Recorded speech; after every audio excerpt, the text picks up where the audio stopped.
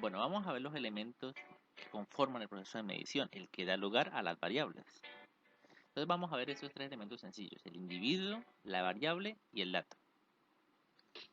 El individuo es aquello a lo cual vamos a realizar la medición, o sea, es el objeto de medición, el objeto de estudio, ¿sí? La variable es aquello que vamos a medirle a ese individuo, y pues la variable va a depender pues de cada individuo en particular. Si de ello puedo tener diferentes tipos de individuo a la que aplique la misma variable, pues no todas las variables se pueden medir a cualquier tipo de individuo, como vamos a ver enseguida. Y los datos, pues es el proceso final, el registro, el valor que tomamos, el resultado del proceso de medición de la variable. Entonces, ejemplos de individuos puede ser cualquier cosa a lo que podamos medir algo. Entonces, tenemos ejemplos muy diversos, como las personas. Podemos medirles atributos físicos, variables biológicas, variables psicológicas, por ejemplo, ¿sí? A la silla, pues tenemos cosas diferentes que medirle, pero pues si tenemos el proceso de fabricación de la silla o la vida útil o el uso que tiene, lo que sea, pues hay otras características de la silla que son propias de ella.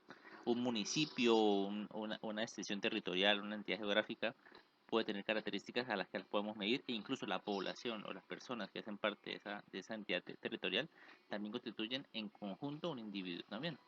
Una empresa es un individuo, también podemos medirle cosas a la empresa y hasta un punto en el espacio sin dimensiones es pues un individuo porque puede ser susceptible al proceso de medición. Cuando hablamos de variable ya tenemos que tener en cuenta que hay dos nociones diferentes. Primero, el concepto, o sea, aquello que yo pretendo medir, o sea, lo que yo deseo medir sobre el individuo. Y otra cosa diferente es la operación de medir, es decir, cómo voy a medir ese concepto que yo quiero medir. ¿Sí? Entonces, ambas cosas son importantes tenerlas en cuenta al momento de conceptualizar la variable. ¿Sí?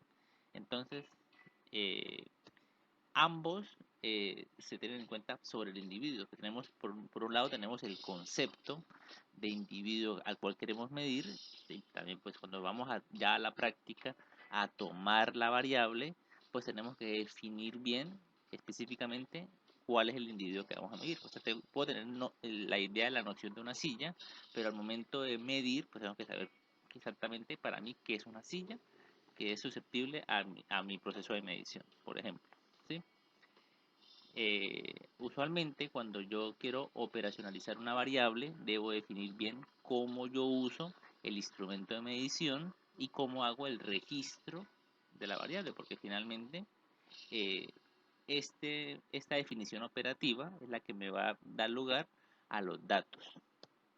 ¿Sí? Los datos va a ser el registro escrito que yo obtengo del resultado del proceso de medición de la variable. Entonces, ¿para qué me importa si lo que yo realmente aplico sobre el individuo es la definición operativa y yo lo que realmente registro en los datos es el resultado de esa definición operativa? ¿Para qué me sirve la definición conceptual?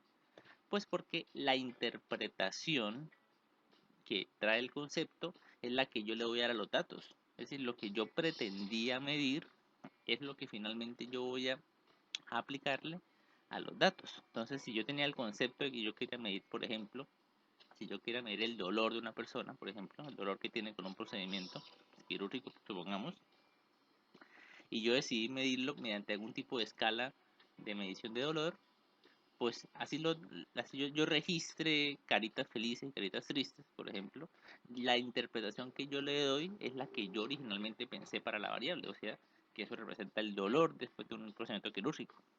Entonces, eh, por eso es tan importante tener ambas cosas. Si el grado en el que el concepto se vea representado por la operación que yo elegí, le va a dar más validez a la medición. Si en cambio, si el concepto no corresponde con lo que yo estoy midiendo realmente, pues vamos a tener algún tipo de sesgo en el proceso de medición de la variable.